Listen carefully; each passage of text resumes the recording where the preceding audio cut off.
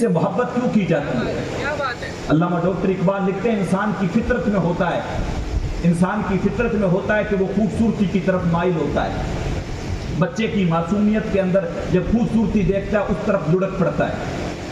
درخت دیکھا اس پہ خوبصورت لگے ہوئے پھول دیکھے اس طرف انسان مائل ہو جاتا ہے۔ اب یہ پھول پڑے، آپ کی نظر پڑے گی، آپ کی محبت جو ہے ان پھولوں کے لیے جاگ اٹھے گی، کیا خوبصورت پھول ہے۔ جہاں طبیعت میں خوبصورتی دیکھی نہیں طبیعت ادھر لڑک جاتی ہے۔ علامہ ڈاکٹر اقبال کہتے ہیں کہ جب انسان کی طبیعت کے اندر یہ ہے کہ وہ خوبصورتی کی طرف مائل ہوتا ہے تو پھر انسان کو چوکٹ پہ لایا جائے جہاں پہ سارے حسن پانی بھرتے ہوں، جہاں پہ سارے حسن غلامی کرتے ہوں، جہاں پہ چاند بھی شرمسار ہو جاتا ہو، جہاں پہ اللہ نے حسن اتنا دیا ہو کہ جب مسکراتے ہوں صحابہ ارشاد فرماتے ہیں حضور جب مسکرایا کرتے تھے تو ایسے لگتا تھا جیسے سامنے والی دیوار پہ عکس پڑ رہا ہو۔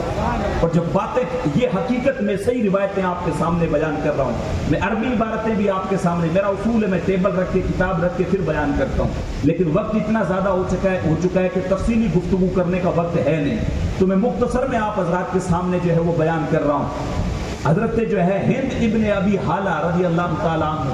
کہ حضور علیہ الصلوۃ والسلام نے جب سیدہ خدیجہ سے جب نکاح کیا، ان کے پہلے شوہر سے جو ہے وہ ایک لڑکا تھا، سیدنا امام حسن اور امام حسین کے ماموں ہیں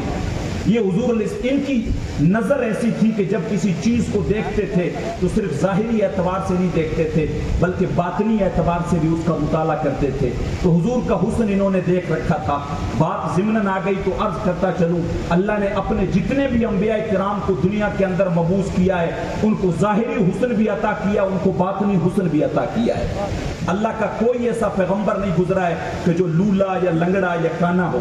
اللہ نے ہر ایک عیب سے اپنے انبیاء کو پاک رکھا ہے، کیونکہ انسان ظاہری حسن کی طرف بھی جو ہے وہ مرغوب ہوتا ہے اور ظاہری حسن کی طرف انسان جو ہے وہ مائل ہوتا ہے۔ تو علامہ ڈاکٹر اقبال کہتے ہیں کہ حسن کا جب معاملہ یہ ہے کہ انسان حسن کی طرف لڑکتا ہے تو پھر کیوں نہ جو ہے انسان کو حضور کی چوکھٹ پہ لا کے کھڑا کر دیا جائے۔ آج لوگ شکایت کرتے ہیں حضرت بچے بڑے نافرمان ہو گئے، بچے بات مانتے نہیں ہیں، کریں کیا؟ ان کی طبیعتوں کے اندر سختی آ گئی ہے۔ ابھی حافظ صاحب قبلہ ارشاد فرما رہے تھے علماء نے ہمیں یہ وظیفہ دیا اگر بچوں کی طبیعت کے اندر سختی آ جائے ان کے ہاتھ میں ایک تسبیح دے دو اور ان کو کہو ہفتے بھر تک حضور کی ذات پہ درود پاک پڑھو، ان کی طبیعتوں میں نرمی آ جائے، اللہ ان کے دلوں کے اندر نرمی پیدا کر دے گا۔ اور بچپن ہی سے اپنی اولاد کو حضور کی سیرت بتاؤ، حضور کے حسن کے تذکرے بتاؤ، حضور کا حسن و جمال بتاؤ، حضور کے اخلاق بتاؤ۔ جب بچپن ہی سے حضور کی محبت ان کے سینوں میں ڈالی جائے گی، کیونکہ اصل ایمان کی شرط حضور کی محبت ہے۔ لا یؤمن احدکم حتی اکون احب الیہ من والدہ وولدہ والناس اجمعین۔ خود حضور نے ارشاد فرمایا تم میں سے کوئی اس وقت تک مومن ہو ہی نہیں سکتا جب تک وہ اپنے ماں باپ سے زیادہ، اہل و عیال سے زیادہ، پوری لوگوں سے زیادہ بڑھ کے مجھ سے زیادہ محبت نہیں کرتا۔ تو ضروری کیا ہے ہم حضور علیہ الصلوۃ والسلام سے سچی محبت کریں۔ یہ ہند ابھی حالہ حضور کے حسن کا تذکرہ کرتے ہوئے ارشاد فرماتے ہیں حضرت حسن ایک مرتبہ پوچھنے لگے تو مختصر میں عرض کرتا ہوں، حضور کی پیشانی کی تعریف کرتے ہیں کہ خوبصورت چوڑی پیشانی تھی،